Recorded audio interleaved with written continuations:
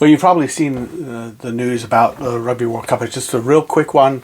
We're working on more in-depth stuff about it, but a lot of moving parts. There was a lot of rumors going around that the World Cup was going to be taken away from the United States, that there wasn't going to be financial backing for the legacy money that was coming into the USA, which we haven't seen yet, but we are going to see.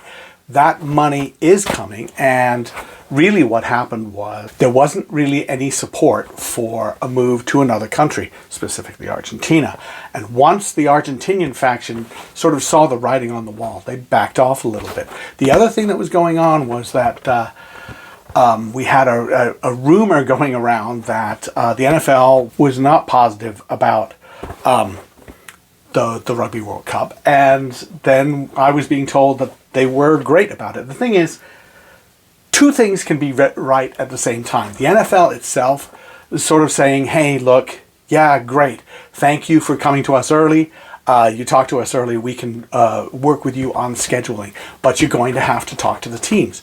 And then the Rugby World Cup USA group goes, which is basically Ross Young, goes to NFL teams, and some of them said, get out of here, I'm not interested at all. And others said, great, we love it, we love the idea. Sometimes the organization that controls a venue is not even the NFL team. Yes, the NFL team is their number one tenant, but it's not their only tenant, and they have other income streams they would like to have.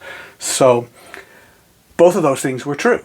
Some teams said, get out of here, I'm not interested. Some cities that you would think, why aren't you going to have rugby here? It would make so much sense. And other cities were saying, yes, let's do it. So there was a recent meeting, a bunch of cities, representatives from cities and organizations met to talk about the World Cup with the Rugby World Cup USA. And what was interesting about that was there were more cities coming in to say, hey, we're interested, that had been interested earlier. So the actual number of organizations interested has grown. And that news, combined with the Argentinian faction seeing the writing on the wall, allowed the door to come open for the financing, which is not going to be a big pile of $250 million right now. That's one of the things when we talked about $250 million. It's $250 million over 5 years. It's going to be $50 million a year, of which some of it's going to, a decent amount appears to be going toward major test matches financing. So, are local organizations going to see some of that? No, but there is going to be millions of dollars around, available, released in chunks, and there have to be specific metrics associated with it. Because if you're just saying, here, have some money, you know how that can go, right? That can just disappear, and people say, yeah, it went to something, it was good.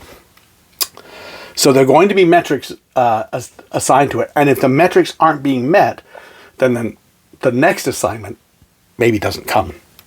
So USA Rugby, American rugby in general, the USA Rugby effort for the World Cup, all of those people are on the hook to actually do things.